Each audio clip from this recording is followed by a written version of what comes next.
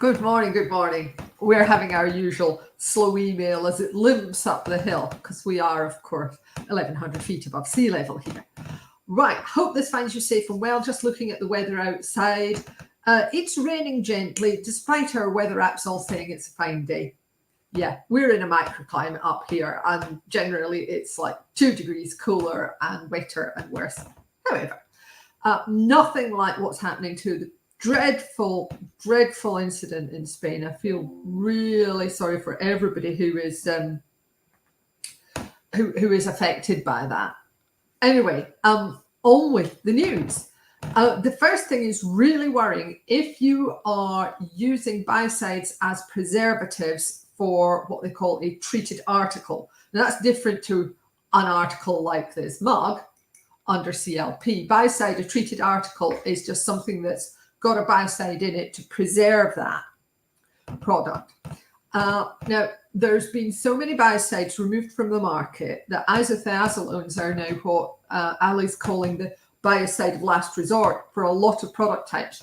So she picked up on something that we'd missed earlier in the year, which is that CIT has been unapproved as a biocide. It's still valid at the moment, but I believe it's about to kind of drop off a cliff unless the people who make it can provide endocrine disruptor information.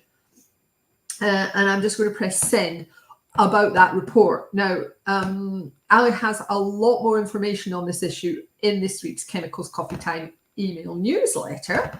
Oh, and before I give you that link, let me explain something that's been absolutely scandalizing us here in Yorkshire and indeed across the whole of the north of England, which is Great British Bake Off had a parking recipe that was illegal and incorrect and has caused an enormous fuss.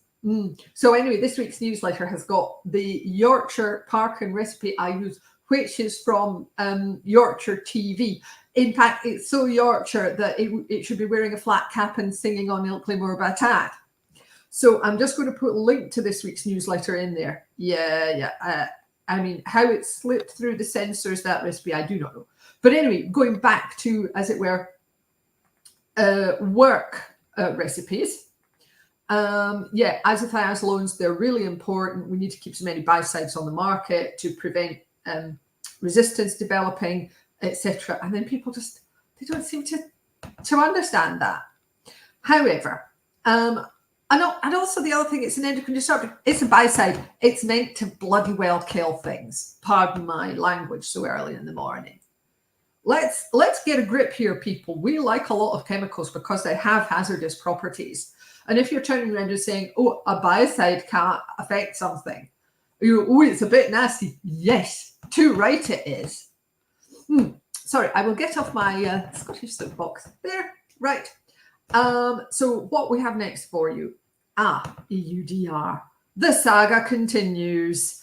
Very interesting article from our lovely friend Melissa Owen, who is queen of all things Latin American. Now, she has spotted that in Brazil, at least, EUDR is going to really distort the market. And there's going to be people going, do you know what? I cannot be bothered selling my products to the EU because it's too bureaucratic.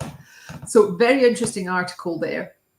And we also have a link to the UK equivalent because word on the street is that they're thinking about bringing something in here as well. Oh, I wouldn't put anything past this government. Literally, the budget just showed how anti-business they are, particularly long-term multi-generational businesses like farming. Anyway, leaving that rant on one side, Melissa's got a really good article on that. And like I say, we've got some other stuff in this week's newsletter about it as well. So to cheer ourselves up and try and stop our blood pressure getting too raised, we've got another one from Don McMillan, who is really funny. He's an engineer and a nerd, and he's kind of our kind of comic. And this one is your password is too weak. Yes, we've all had that one, haven't we? Anyway, that's it from me for today. I hope that whatever you're doing, you have a good day. Take care of yourselves. Have a great weekend. And I look forward to chatting to you again next week. Bye.